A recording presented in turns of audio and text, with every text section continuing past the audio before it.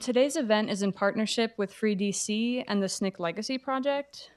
Free DC is a movement led by the people of the District of Columbia to win dignity for our communities and exert our self-right to self-determination, retain home rule, and ultimately achieve statehood.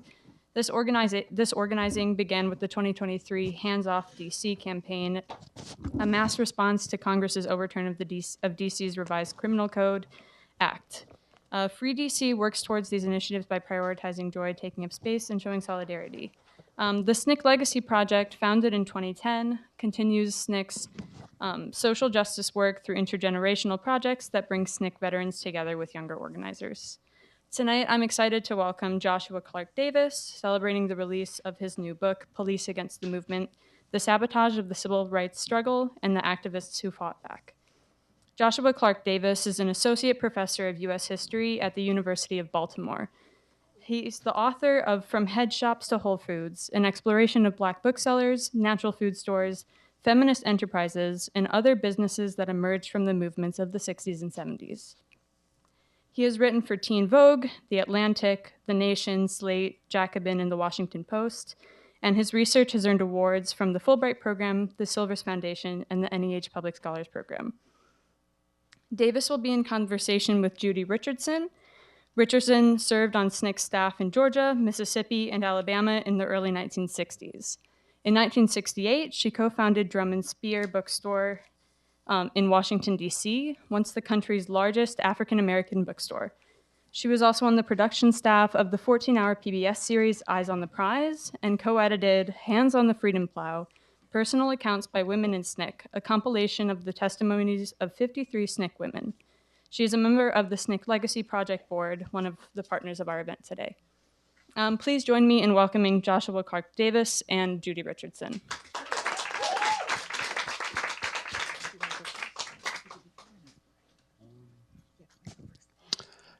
Hi, everyone. Thanks for coming. There's all kinds of things you could be doing today, especially in this city, and thanks for fitting this in. And hopefully it seems compatible with whatever you were doing, even if, or especially if you were out there at the rally today. Hopefully this seems like a supplement and an addition, not like it's competing. But I'm just really happy to be here and just so grateful to be here with Judy. We have done a few events before over the years. And before this week, we had never done one where I was on the hot seat and she was asking me questions. So that's been a fun role reversal. So I'm looking forward to it. And I was going to say thanks to Politics and Prose, thanks to Wendell and to Ramsey and all the staff for setting us up today. And I was just thinking, one of the first times I ever came to this store, and at the time I was living in DC, but it was 2012. I think it was the second or third time I'd been to this store, and it was for a book talk by John Lewis. And I don't remember the name of that book. It's not the more famous. It's not one of the more famous books that he's written. I mean, they're all famous, but it's not. Yeah, but among other things, and I'm sure maybe a few of you were in the room as well. But if memory serves correct, one of the people in the audience was Julian Bond, okay. And that's a very long and complex history between those two men. But that was nice to see him in the audience and just their rapport and respect. And I don't remember quite what Julian said, what Mr. Bond said, but he did. They acknowledged each other, and he said something, and I think he even had a question. So I remember that being a nice moment. But anyways, I want to let you take over. Okie dokie.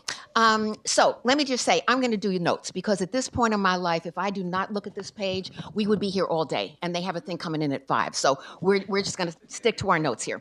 Now, first of all, I'm going to start by saying I learned so much from this book. Now, like many in this room, I've lived this history, right? SNCC in the South, 1960s, right?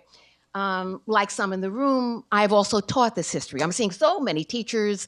I'm seeing Deborah Menkar teaching for change. I'm seeing all the teachers that I have loved and for whom I have so much respect. So I know that you all have also taught this history like I have. I've also made documentaries, as you heard, the 14 Hours of Eyes on the Prize. I'm in the middle of doing 2 museum films for the Memphis Museum and the Atlanta Civil Rights Museum. But even with all that, I was still amazed at how much I did not know, right? And particularly about the lesser known stories about SNCC in Philadelphia, in Houston, in Danville. And Josh is just such a wonderful storyteller, right? So now, in terms of tonight, I'm going to focus my questions on things that are kind of SNCC related, just because, SNCC is still my heart. And a lot of us SNCC people are still doing really good work through our various things, which we'll get to in a minute. But that's where my heart is. But it's also what continues to ground me in my continuing work. So, and also, by the way, there are a bunch of SNCC folks in the audience. If you ever worked, there's Nancy. Oh, sorry. If you ever worked with SNCC, Charlene, can you, anybody who worked this, just put your hands up. Put your hands up. Okay. Hello. So I'm going to provide, I'm going to mainly focus my questions on SNCC related stuff, but every once in a while, I'll provide some context from my own experience. But I know we mainly are here to hear from Josh. So, and we also want to leave time for Q&A at the end, hopefully about 15 minutes. And I'm sure you're going to have lots of questions after you hear from Josh. So Josh, what really first got you interested in this topic? I started writing this book in 2017, and everyone who comes to one of these talks, I say, please proceed with caution if you think you want to write a book, because, yes, be careful. Be careful. And at the time, of course, the movement for Black Lives Matter, was really accelerating and was, in many ways, capturing the nation's attention. I mean, really going back to 2013, but I think really 2014, 2015, it was really accelerating. I saw protests, was part of them back, I guess, 2014 in North Carolina, and then I moved to Baltimore and moved to Baltimore in January of that year, and 3 months later, Freddie Gray was killed, and that was a very interesting and unexpected introduction to that city, to see the city basically explode, not only in an uprising, but also really it was a whole series of peaceful protests that didn't, capture the national news as much. But that was just happening all over the country. And at the time, the dominant media narrative of BLM, and this was not what BLM organizers were saying, but this is what a lot of observers in the media were saying, was this is the new civil rights movement.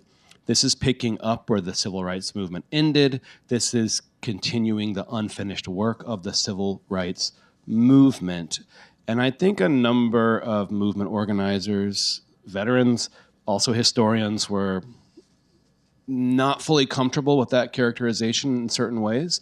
I think, and the reason why I say that, and the reason what really captivated me was this question. Okay, but what did the civil rights movement say and do about police violence? The narrative was suggesting that civil rights movement did not address police violence, and I said, certainly that can't be true. Yes, of course, some of the most iconic moments of the civil rights movement were about police violence, about the movement being attacked, about young black children in Birmingham, Alabama, being sicked on by German shepherds that were sent out by Bull Connor's henchmen, the images of the Edmund Pettus Bridge at Selma. And those are these, they're not just, they're dominant, iconic moments of United States history. And the image and message typically was that of police violence was something that the civil rights movement suffered, endured, but did not fight, did not resist. This was part of the myth of the nonviolent, saintly civil rights activists. And that was the question that this book began with. So what did the movement do against police violence, if anything? And some historians had written about it a little bit here, a little bit there. It's not like it never showed up, but there was not a standard book that says what did the civil rights movement say about police, and what did police do about the movement? And the things that I learned on both ends that kind of propelled this book was, first of all, lots of people in the civil rights movement did resist police, although not everyone in the movement. In particular, the more radical organizers, in particular, SNCC and also CORE, the Congress of Racial Equality, were like way out front. And it's not a competition necessarily, but they really distinguished themselves in how they addressed police violence compared to, say, the Southern Christian Leadership Conference and the NAACP, which we can get into later if people want. Also, it was a realization of seeing they're not just talking about physical violence, but over time these organizations are expanding a definition of police violence, which I think we'll talk about, that includes all kinds of things: legal violence, slander, felony indictments that are basically not going to turn into convictions, but they will paralyze organizers. And then on the flip side, what I wanted to talk about was, okay, yes, we know these terrible instances of physical violence all the way up to murder that police officers in some cases played a role in of civil rights activists. In no way would we diminish that at all, but part of this book for me was, well, what else did police do? Because lots of police chiefs across the country looked at what Bull Connor did, looked at what Sheriff Jim Clark did in Selma, and they said, that's a dumb way to defeat a movement, and I bet we can do better. The dominant narrative of political repression of the civil rights movement is one of the FBI, COINTELPRO, and we increasingly fall into this trap of framing it as a kind of a great man history. It's J. Edgar Hoover versus Dr. King. Again, not to diminish that, because the FBI made the King family's life hell. But it's a much bigger story. And part of this also is that local police departments all over the country were doing things like disrupting, infiltrating, surveilling civil rights activists, both in the South and the North, even before COINTELPRO started. So these are kind of the things that propelled this book. Fantastic. And you just answered the second question. So we're going to the third. Okay. So what really, even initially, when I'm starting to read the book, and I see this whole section on Miss Ella Baker. Now, Miss Ella Baker, for folks who don't know, hello, yes, that's it, all right. So, yes, indeed. That's right. Now, Miss Baker, of course, those of us in SNCC knew. And for those who don't know, there we go. Now, that's Miss Baker in 1964. I was at this convention, Jackson, Mississippi, MFDP, Mississippi Freedom Democratic Party, before we all go to Atlantic City to challenge the all-white, all-male delegation to the Democratic Convention that year in 1964. So we drove up from Jackson. I'm at that convention. That's Miss Baker. And I'm going to eventually ask Josh about that photo because he did this wonderful thing. Anyway, that's Miss Baker. Okay, who is Miss Baker? Very quickly. Miss Baker is the person who is organizing milk co-ops in the 1940s. That's what I knew about her, 1930s, 1940s in Harlem. I knew she had done that. I knew that she was director of branches for the NAACP. So she is organizing grassroots branches, regular people, not just, the clergy and the ministers and the preachers, not the middle class, but also others within the Black community. Grassroots philosophy. She is our political mentor, right? So she was director of branches for the NAACP, organizing grassroots branches all up and down the East Coast. A lone woman traveling on the train, and as a matter of fact, had an interaction, rather violent on her part, with a conductor who tried to get her off the seat when she was seated in what was supposedly the white section. Okay, so Miss Baker is then also organizing, which I did not know, a police brutality campaign while she is head of the New York City, the 5 boroughs, the New York City NAACP. Now, of course, she later becomes, she also used to stay at Rosa Parks' house because that's one of the folks she's helping develop, and E.D. Nixon and whatever. But also, she becomes the temporary executive secretary of Dr. King's SCLC, the Southern Christian Leadership Conference, mainly Black Baptist ministers, right? And so she's temporary because A, she's a woman, and B, she's not a Baptist minister. So, but in that capacity, she sees this new energy of all of these young people coming out of these sit-in organizations. Young leaders, young Black leaders coming off HBCUs, the Black colleges. So she says, I'm going to call I'm going to call a meeting of all these folks. Calls it at her college, Shaw University in Raleigh, North Carolina, and nobody knows her, right? So it goes under Dr. King's this invite to all of these student sit-in leaders goes under the name of Dr. King. And so all of these folks come in. So Julian Bond and Lonnie King, they come in from the Atlanta student movement. John Lewis and Marion Barry and Diane Nash, they're coming in from the Nashville student movement. All these folks are coming in. What she says, and then I'm going to shut up, what she says is at this meeting that becomes SNCC, this is the forerunner of what becomes SNCC, she says, among other things, that the young people gathered had to be about more than just a hamburger, that they have to be about the question economic justice, right? How do you afford the hamburger? And always in her mind, because she always had all these allies and coalitions, she's not just talking about Black people, right? Always the whole idea of the civil rights movement is an expansion of rights for everybody. Okay, so I didn't know, though, that she had done this piece around police brutality. So talk about that. Yes, and I'm going to do that, although it's a bit of a preamble to get to it. So one of the things I really wanted to do in this book is that civil rights historians in the last 20, 25 years have really made some tremendous advances and in terms of how they explain and frame the movement. And there's been these big advances, but they haven't necessarily filtered down into the public consciousness. Probably most of the people in this room are familiar with them, but for example, racism was a national problem and the movement was a national movement. That's a big one. There was this big Northern movement. For example, the civil rights movement and the Black Power movement were not in some type of opposition to each other. In fact, maybe even they overlap in certain ways where it's kind of, with certain people, impossible to kind of disentangle, I think. Certainly some folks in SNCC, certainly Stokely Carmichael, Kwame Ture, certainly Drum and Spear. It's kind of like, how do you, I learned this from you in an interview years ago, but it was kind of like the way the media covered Black Power was Stokely Carmichael said it at a rally in Greenwood, Mississippi, and then all of a sudden it was like flipping a switch.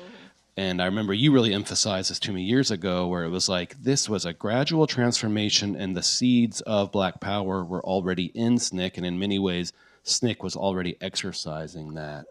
And I was so glad you reflected that in your book, yes. Yeah, and Foreman, Jim Foreman, has a quote from like 66 about that too, or maybe it's from his memoir. But so that's another thing. Another part of the kind of scholarly advances that have not filtered out necessarily to the public is that it wasn't just public accommodations. It was more than a hamburger. It wasn't just voting, but it's this whole range of issues that we often don't think about the civil rights movement engaging in.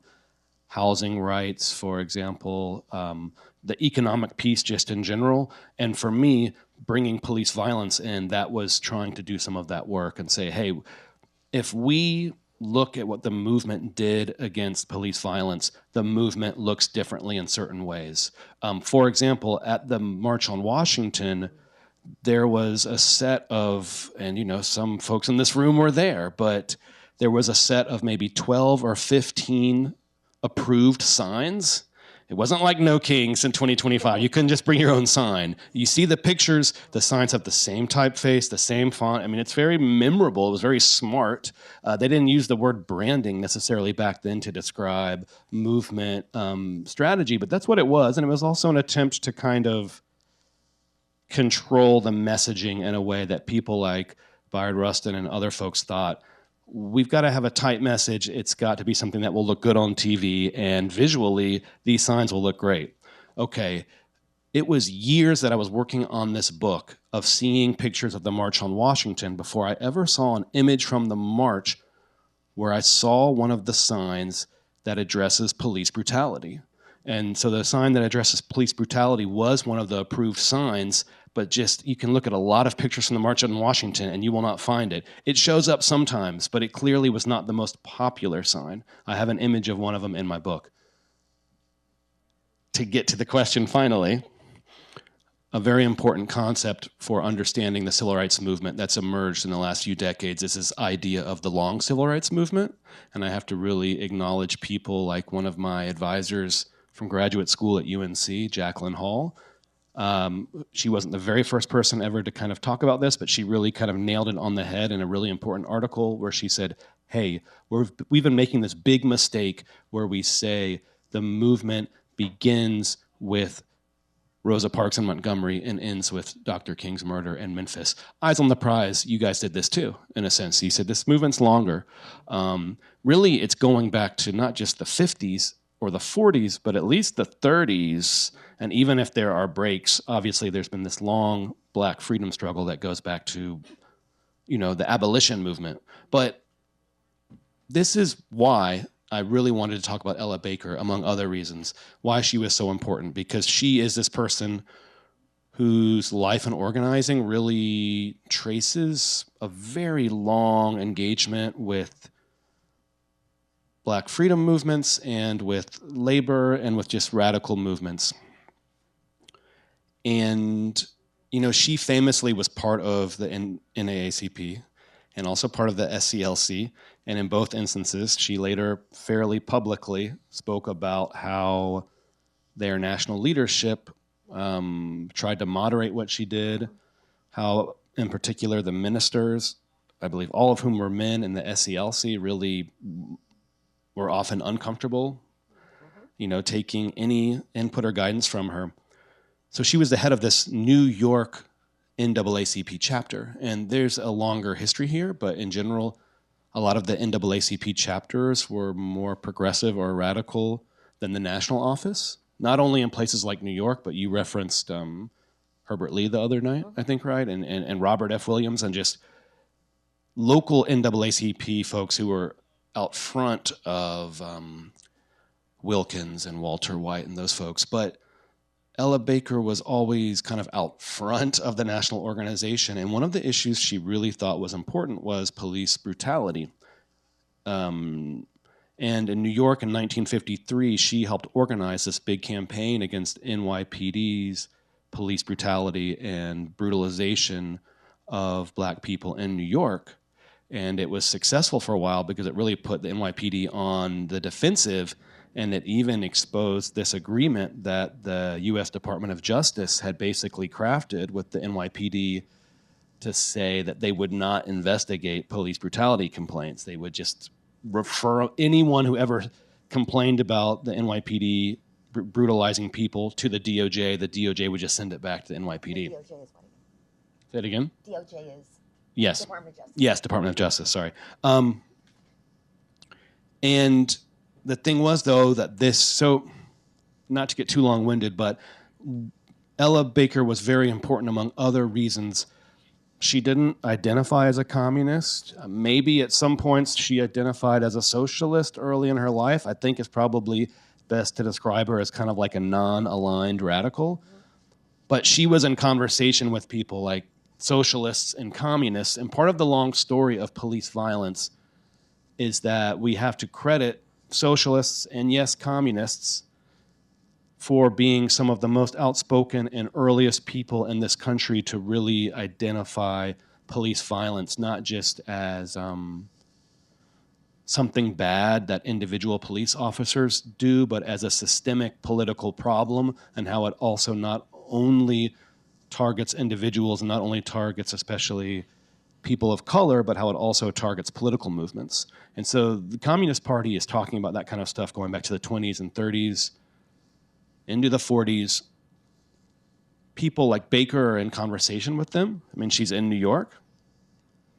When they lead this NAACP local campaign against NYPD police violence in 1953, the NYPD eventually beats it back.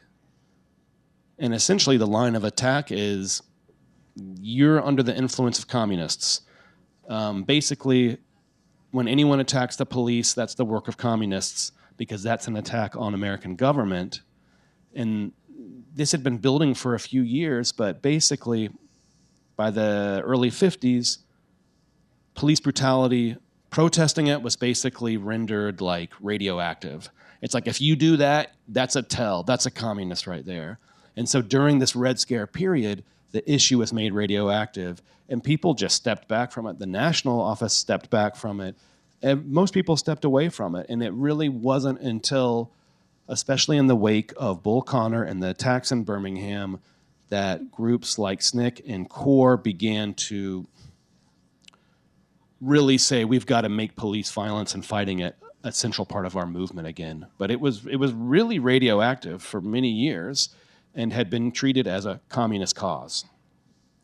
And actually, before I ask the next question, it's so reminiscent for those of us who were in the 1960s movement, because I remember in Mississippi in 1964, we worked with anybody. It was like, whoever will, let them come, right? As long as we don't care whether you're in the CP, in the Communist Party, Socialist, whatever you are, as long as you are working with us under our direction in the way that we have, by consensus, decided we should move.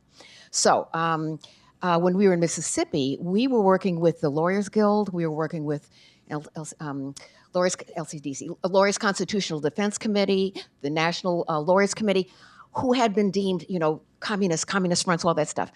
We did not care, and the people with whom we worked did not care. So you would have black Mississippians, black Alabamans. There is a seat up here, by the way, who did not care. They said, okay, if y'all are communists, that's fine with us. We don't care, right? Because the main thing is, what is the work? Will you be here with us, taking the same knocks, taking the same violence that we are? And that was the main question for them. But it's similar to what they're doing now, of course. I mean, it's Antifa, right? It is Hate America Rally. It is a question of how do you define yourselves, and how do you make that the main way that people see you? And so I'm actually going to ask you. Can I add one little thing before I forget? Okay. Just because in the audience we have Reverend Fred Shuttleworth's daughter here. Can you raise your hand? Yeah. And I wanted to bring this up in particular, and it actually ties directly to what we're talking about. And probably most of you know, Reverend Fred Shuttlesworth was just this incredible organizer, minister out of Birmingham, who was incredibly radical for being in Alabama. Also, probably the most radical person in the SCLC, along with Baker. And I think I write about him a lot in the book, and I think it was a similar thing, because it was like, Reverend Shuttlesworth was not a communist, he was not a socialist, but he was willing to talk with them. He was friends with people like the Bradens, who you brought up the other night, and he had a front row seat to political violence. And so he had been enduring Bull Connor and the segregationist regime in Birmingham for years. And one of the things that was so important to me in this book was to show how he, even before the Montgomery bus boycott, he is protesting the police in Birmingham. At first, that it's a segregated police force, but then later, in 1959, he files a federal suit against the Birmingham Police Department because it is surveilling, monitoring, and intimidating black activists in Birmingham. And again, this is years before COINTELPRO. This is even before the lunch counter sit-ins by a few months. The suit is unsuccessful, but what was so important for me was to find the actual court transcript and to see how in 1960, the following year, and he was working pro se as his own attorney. I mean, he had legal advisors, but he put Public Safety Director Bull Connor on the witness stand and grilled him in 1960. And just that act of defiance alone, and it's again about the Birmingham Police Department surveilling and monitoring and using that as political weapons of intimidation.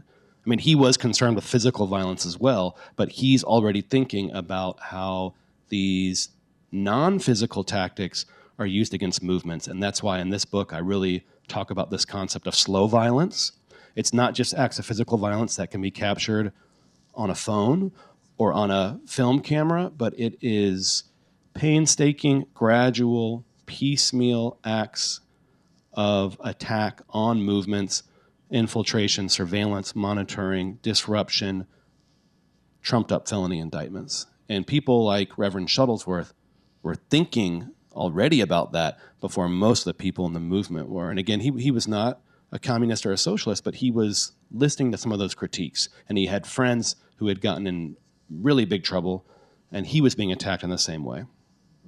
And I would just add, in terms of Reverend Shuttlesworth, too, because, of course, all of the folks that kind of guide and guard us in the South are people who come through Regional Council of Negro Leadership in Mississippi, World War II, Black World War II vets. That's who guides and guards us in Mississippi. They've been working since before the 1940s, right? But when you get to Reverend Shuttlesworth, I will say, and this has to do with just eyes on the prize, there are only two places, really, where you get any sense of anything other than philosophical nonviolence of the national movement, right? In Eyes One. You get a lot of it in Eyes Two, but Eyes One, it's mainly, it's not just a tactic, it's, they believe in it. There are two places. One, I won't talk about, but it's in the Freedom Ride section. The other one is Reverend Shuttlesworth. And he's used it as a kind of interstitial bite between segments. And you see Reverend Shuttlesworth, and he says, batters don't strike themselves out. You get to strike them out. And that is one of the few times that you see something other than, we're going to kind of be sitting on this thing, and we're going to take the catch-up, and we're going to, So Reverend Shuttlesworth was that strong voice even during that time. But let me move to that whole idea of the narrative and framing the narrative, because you understood, you mentioned that SNCC understood early on how important it was to frame the narrative about the work we were doing. And that carries on, of course, even today with the SNCC Legacy Project. And I'll mention that in just a bit. But first, if you could talk about Danville, Virginia, and that leaflet that SNCC's Dottie Zellner, whom I will talk to tomorrow on our every 2-week call, she writes at the request of SNCC's Executive Secretary, Jim Foreman. So one of the things that's so important about SNCC is that more than if the 4 top civil rights organizations of the 60s were the NAACP, the SCLC, the Congress of Racial Equality, and SNCC more than any of them was very conscious about not producing policy memos, although you guys did a lot of that too, those archives, there's a lot of paper there, but producing media for the public. And all 4 of those organizations did that, but I think you all were ahead of them in certain ways and making that very contemporary in the 60s. And in some ways, what you guys are doing kind of leads to what the Panthers are doing in many ways, and media is one of them. But Danville, Virginia is a town in South Central Virginia. Maybe some of you have been to it. It's fairly forgotten in the history of the civil rights movement. But what really stood out to me was several things about it. One, yes, there was a police force that used physical violence on protesters when they had a desegregation campaign, and SNCC came to town. But what really broke, or almost broke the movement there, was these legal tools of the local police department and the local DA, I think, indicted 15 SNCC organizers on felony insurrection charges that dated to to 1859 in the wake of John Brown's case. And basically all the organizers fled town because they didn't want to go to prison. And, we often hear about this idea of jail, no bail, which was an important part of the movement, going to jail. But I think this was an escalation because the police department in this town and other towns was saying, hey, a felony can put people away for years. And even if it can't put them away, it can just make their life hell. And those felony charges never resulted in convictions. But in addition, they were surveilling SNCC and local organizers all over the place in Danville, Virginia. And the chief of the detectives, I want everyone to, it wasn't, every police department across the country, major one, had something called a Red Squad. A Red Squad was a political intelligence unit. You can think of it as a little FBI. They're at the heart of my book. There were probably as many as 500 of them across the country. DC had one, Baltimore had one, New York had a huge one, Chicago had a huge one. In some cases, they're older than the FBI, and in many cases, they were doing more disruptive and more dangerous work than the FBI even was. But they had a small one in Danville, and their chief of detectives said, you know what I'm going to do? I think I can write a book about how to break these movements. And he literally wrote a textbook for a publisher of police manuals that was basically like how to handle civil disturbances. And it's filled with photographs, surveillance photographs of protesters with small black lines across their eyes. And he's basically using the Danville case to try to teach other police departments, this is how you prevent civil disturbances. SNCC, what they were doing very brilliantly, among other things, they produced this pamphlet. It was 16 pages. It's really fascinating. In some places, it's very difficult to read. Oh, wait.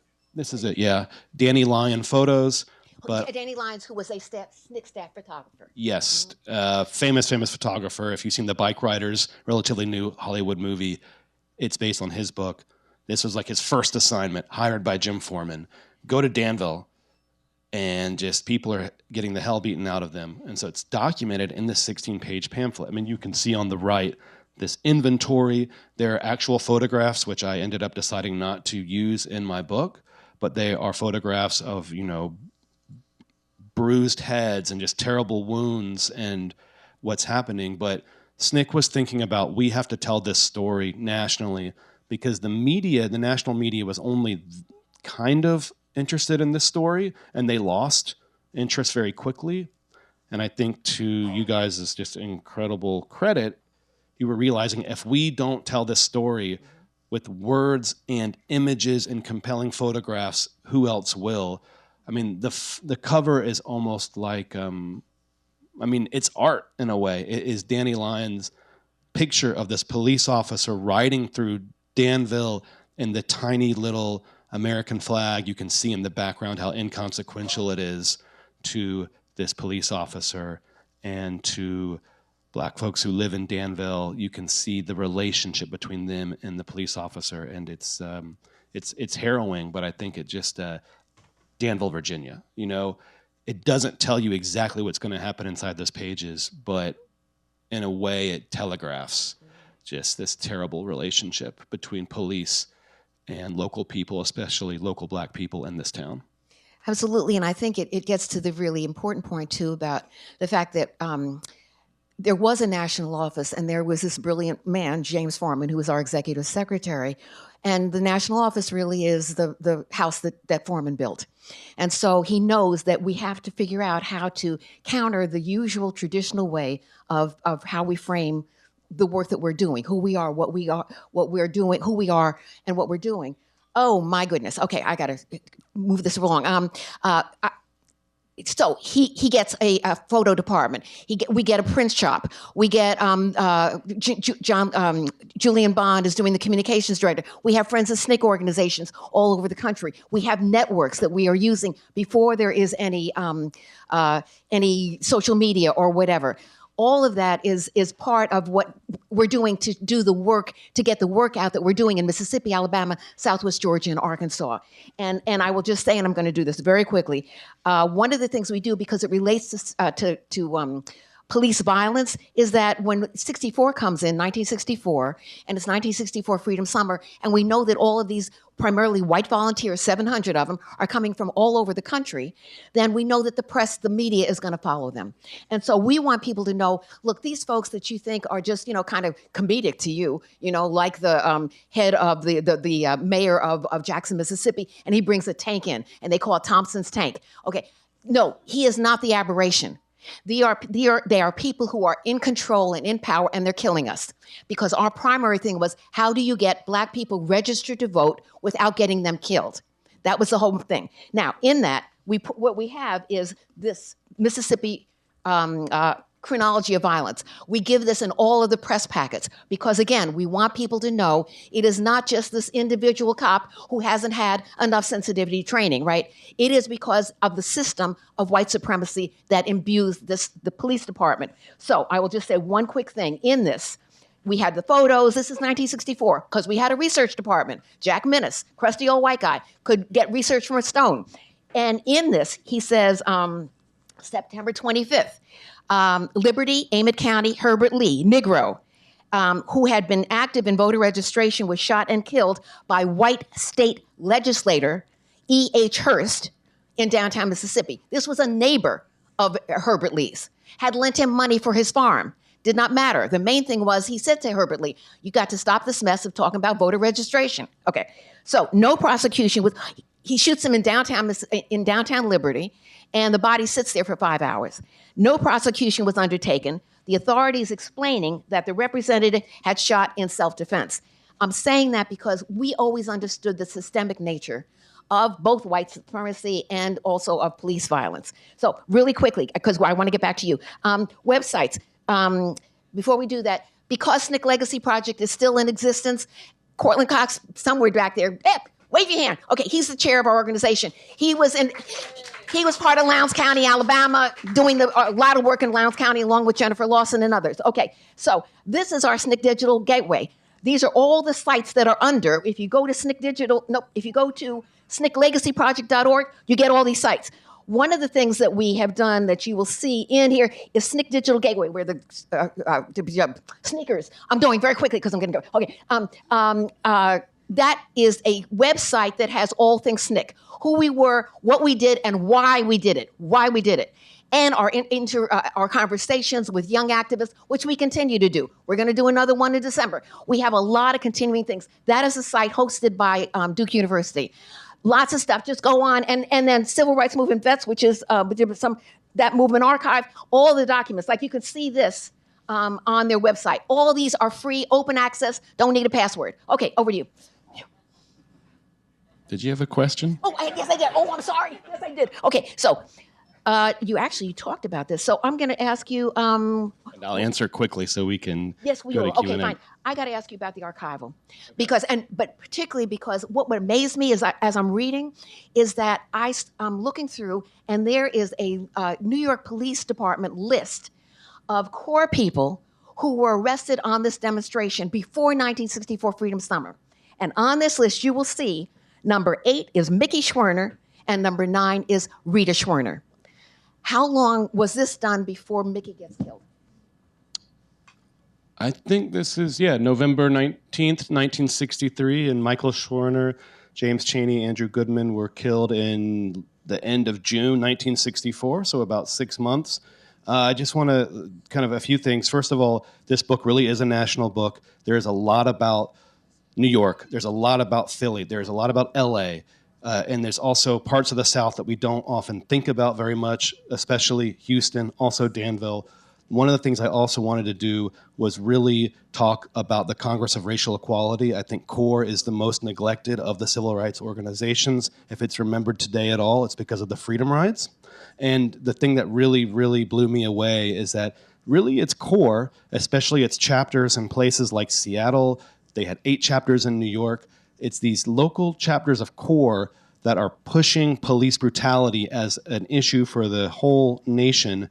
And they not only are talking about physical violence, but they move to a concept of police malpractice and say, it's not just the third degree, it's not just the beatings, it's the legal intimidation. And they're talking about this in 63. They're talking about this in New York. They are picketing the NYPD in 63, and they're picketing police departments all over the country. Mickey Schwerner was protesting police violence in New York in November 1963. I found this in the files. You're asking about the archival piece. There's all kinds of stuff I read. There's newspapers, both white-owned and black-owned. There's publications by activists. But I focused on cities where I could actually find the police surveillance files. In many cities, the police departments destroyed them and bragged about it in the 1970s. But there are certain cities where lawsuits by activists saved some of the files. New York is one of them. Houston kind of. Chicago was one of them, although it has all these restrictions. But I found this in the files of the New York Police Department surveillance files, and it jumped out at me. The Schwerner jumped out at me like really fast. this is not to suggest that the New York Police Department had any hand in Michael Schwerner's killing when he was murdered by people in June 1963, or 64, but it mattered that he was protesting police brutality. It mattered that he and his colleagues had experienced physical police brutality.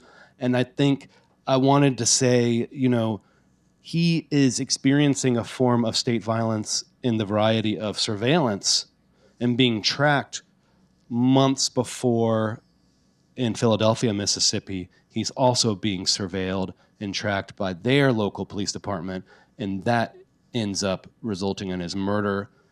There was never anyone convicted of the murder, but there were local Klansmen who were convicted of violating their civil rights in federal court, and one of the police officers was also convicted of aiding and abetting that. Yeah, Deputy, I think it's Cecil Price.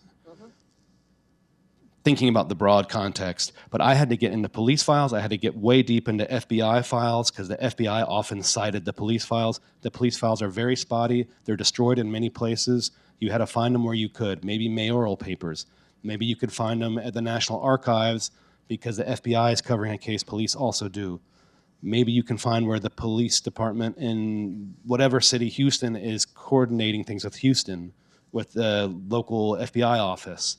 But it was just a huge amount of work, and honestly, this is part of why a lot of this history hasn't been done, because FBI FOIA files are already difficult enough, but getting the stuff out of police departments is honestly much harder, especially from that old. A lot of times it's just gone.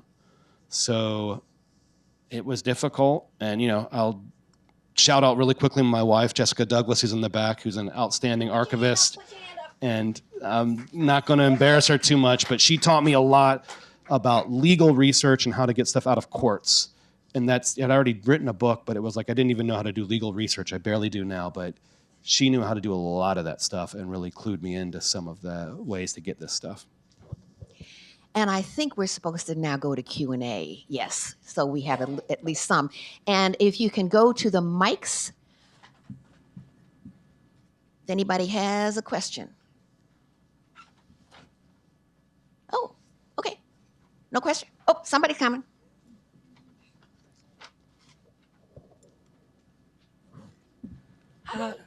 Hey, Judy. How are you? Good afternoon. I want to also thank you for the amazing work that you've done in this book. I'm super excited to delve into it. And Judy, you already know how I feel about you, but I also have to exclaim it aloud to the world. I'm so grateful for the immense work you've done in community organizing with SNCC, and also with the work that you've done with immortalizing our tales and narratives via the form of documentary filmmaking, and also with Drum and Spear. But with that being said, I guess my question is to you, and also to you as a person who studied it, and also to you who's lived it. And I texted you about this, but once again, I'm gonna have this conversation aloud. I'm curious to know what you think about the recent Supreme Court ruling and the gutting of Section 2, which Well, they haven't done it yet.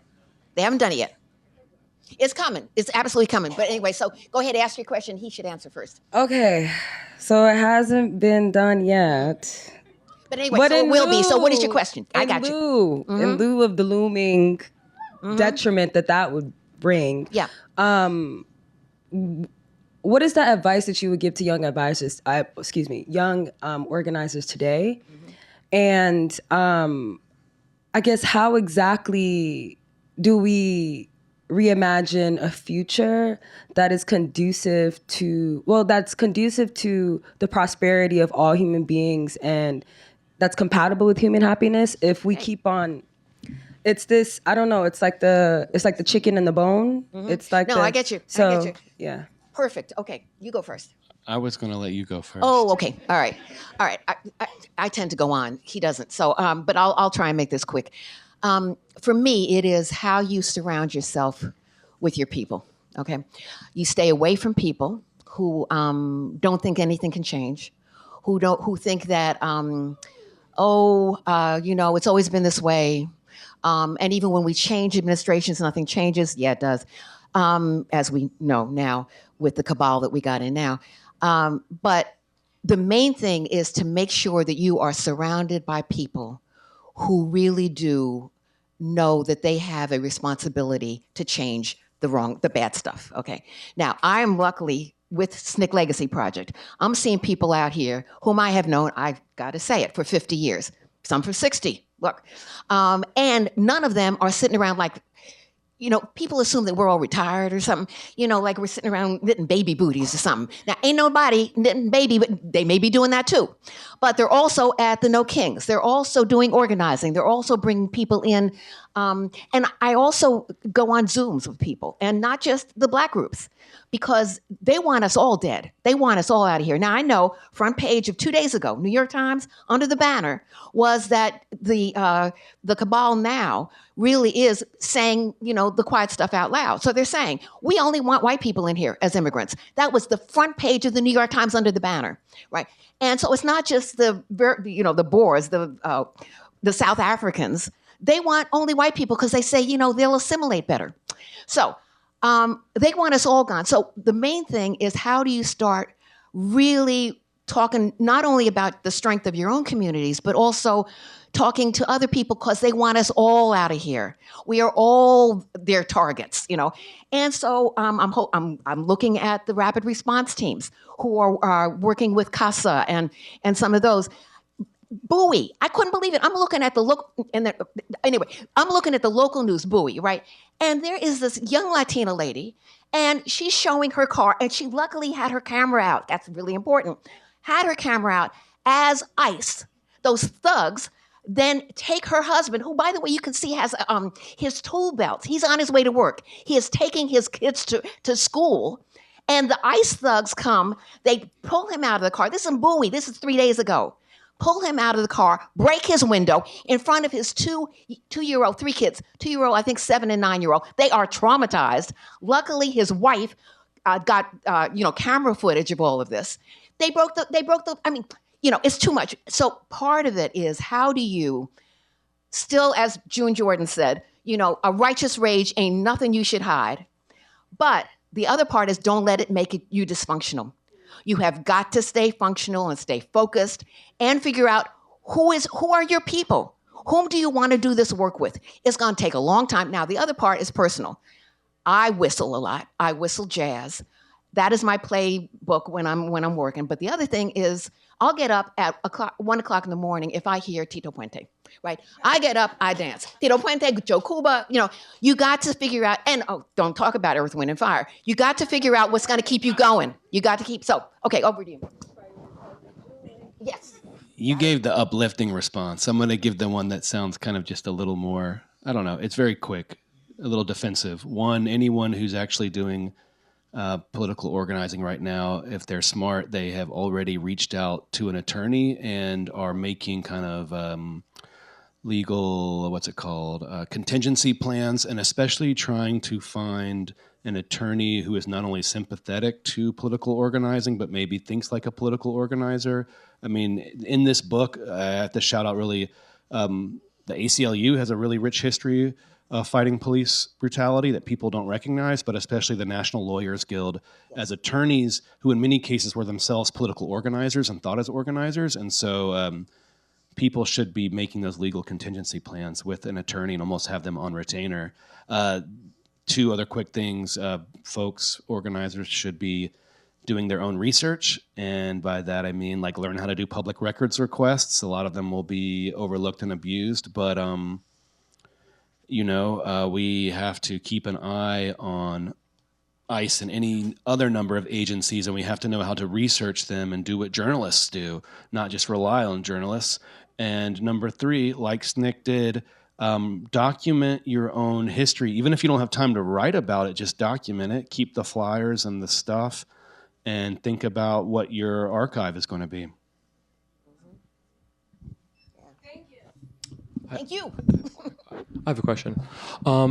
Regarding organizational structures in current day movements compared to the civil rights movement, would you say that we've kind of drifted away from more of a hierarchical type of structure where now it's more horizontal? And do you see that being bad, especially for organizers nowadays? Like the Black Panthers, for example, were more like Marxist-Leninist in their strategy, and now I just feel it's more come in, come all. However, there isn't essentially this strong type of leadership or even type of like democratic centralism. So it's et cetera, et cetera. I'll answer briefly and then let you go. I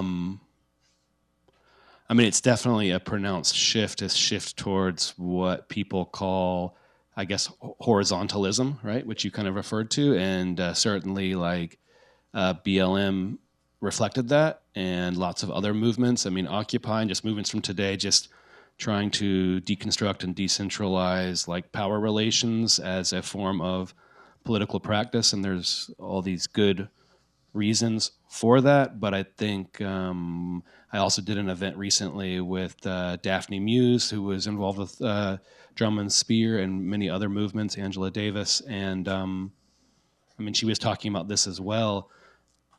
In many ways, it was something that meant the media lost attention for BLM over time because there were not these big personalities, and that's a double-edged sword, a blade in a sense, but it's like there were very good intentions behind trying to de-emphasize personalities, and especially early on in BLM, there was like this platforming of certain personalities by the media, and I think to its credit, like BLM organizers really, really became aware of like we've got to be careful not to be portrayed as that person's movement or this person who has like 500,000 followers on Twitter as their movement. And yet it's like really tricky because journalists love talking about people. They love talking about personalities. They love talking about leaders, and personalities and leaders are one of the ways that people are brought into movements. And so I don't want to say it's good or bad, but I think it both, it's a really big thing, but also it's like anarchism, which is really not a big deal in the 60s at all, I don't think, for you guys. But I think a lot of this is kind of the long, slow influence of anarchism in the US, where it was like, you guys were doing this decentralizing work and anarchists were taking it even farther. And so it's like Occupy, for example, they really drew a lot from anarchists, and so have other movements, as a way to kind of like prefigure politics, right? Like, let's make the ideology lived experience in our meeting. There's so many good reasons for it, but it also means a lot of people don't pay attention. I would also, just before we get to that, I would also say that, there's that famous quote from Miss Baker, strong people don't need strong leaders. Well, in fact, that is what we were developing in those local communities. Herbert Lee was a leader. Amzie Moore was a leader. Mrs. Hamer was a leader. Mrs. Blackwell was a leader. Mama Dolly was a leader in Southwest Georgia. We had leaders. Within SNCC, within the staff that we had, which was a small staff, both at the national office and throughout our projects in Mississippi, Alabama, Southwest Georgia, Arkansas. First of all, to know that all of those men and men, are leaders in their own right. When they come, Diane Nash is a leader of the Nashville student movement, right? Ruby Dar Smith Robinson is the leader out of the Atlanta student movement. There were leaders who come into SNCC and then they take over leadership within SNCC. Cortland, Stokely, all of these people are leaders. And so Jim Foreman, I know when I come into SNCC, Foreman is the executive secretary. The decisions got made through consensus. And SNCC people here remember, always the question was, in those 3-day meetings that went all day, all night, who made that decision? That was always the question. Who made that decision? Joyce Ladner, another SNCC person, said, SNCC people could argue with a telephone pole. That's true, right? So it is all of that, but at some point, the decision has to be made, right? And so we figured out how to do that. When Ruby Doris then becomes the new executive secretary, it's because everybody knows Ruby Doris. She'd done 40 days jail, no bail in Parchment. She had this rich history, which she says to you, unless you get those receipts in, you're not going to get your little $10 a week, which was $9.64 after taxes, right? But they respected Ruby Doris because she walked the walk, right? And we knew each other. We were not just doing social media. We had a sense of that's it. It was relationships. right? So yes, there were leaders, but part of it is we're developing and we're living with the people whom we're organizing with. We are asking them, what do you want to see done? I remember talking to somebody from one of the younger organizations, this was a couple of years ago, and they said, well, how did you decide what agenda to bring into a community? I said, well, we didn't. You know, that's why when Bob Moses talks about, he goes into Greenwood, Mississippi, and he's sitting on somebody's porch. He may not even talk about voter registration for the first couple of days, but he goes up, he talks to the kids. You know, when we're doing the freedom schools, we may not talk initially about the voter registration, but we're talking about a lot of other things because we're asking the community, what do you want to see done in this community? I remember when we were doing Julian Bond's first campaign, right? I ran the office, Ivanhoe ran the campaign. It was, how do you bring the kind of grassroots organizing that SNCC did and the kind of underpinning that we understood was important, how do you bring that into electoral politics? So Ivanhoe's thing was, let's try this first with Julian. It was a new position in Atlanta. I ran the office, he ran the campaign.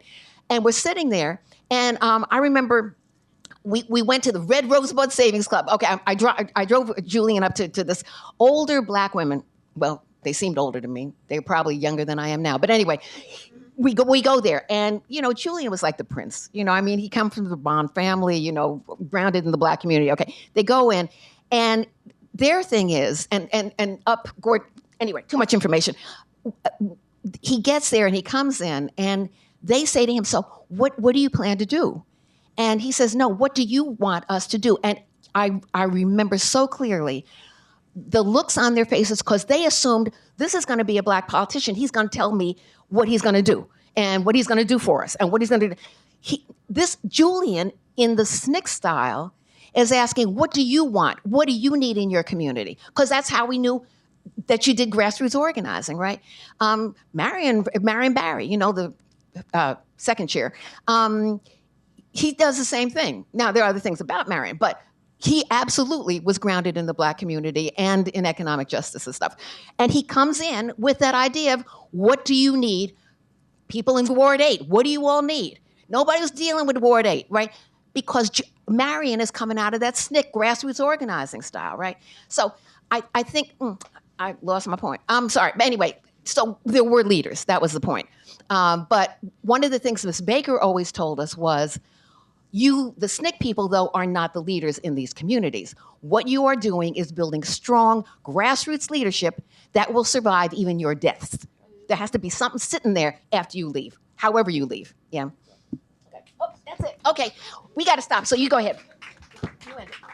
I was just going to say thank you all for coming. And, you know, I was going to say just, you know, one final thing about SNCC that I was thinking again about today is just, you know, it's not a competition, but I would be very interested to see historians discussing the question, what was the most important social movement organization in this country since, you know, 1945? And I think there's a very strong argument to be made for SNCC and how so many different movements grew out of it, were touched by it, not only civil rights, not only Black Power, also the feminist movement, also the anti-war movement, home rule. I mean, just like so many movements, when you track kind of the SNCC family tree and see where people went, it's just kind of amazing. And it's just such a privilege to have been able to do not one, but two of these events. And just, I think that there's historians who still need to write that story about the afterlife of SNCC, and just I don't think there's another organization that really you can say flowed into as many other movements. So yeah, thank you, and thank you all for coming today. Just say one other thing before you all clap. Tony, I forgot your question. Did you need to say something? Is it okay? Okay. He was the manager of the first books of our first manager of Drum and Spear Bookstore, had just come off of the takeover of the A building at Howard in 1968, and DC, Washington DC Film Festival for the last 35 years. Okay, now, yay! All right.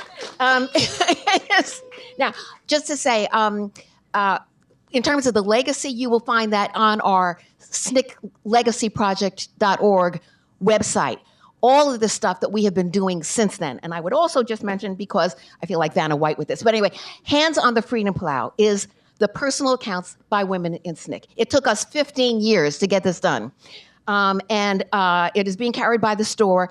52 SNCC women in their own words. Dr. Bernice Johnson-Reagan, Diane Nash, Gloria Richardson, and then the 6 of us editors. So that's around. But you really mainly got to get his book. So I think that's it. Did you want to do a closing thing? I'll do it. Yeah. Well, thanks so much for coming. Let's give you 2 a round of applause one more time. To purchase the book, it'll be up front at checkout.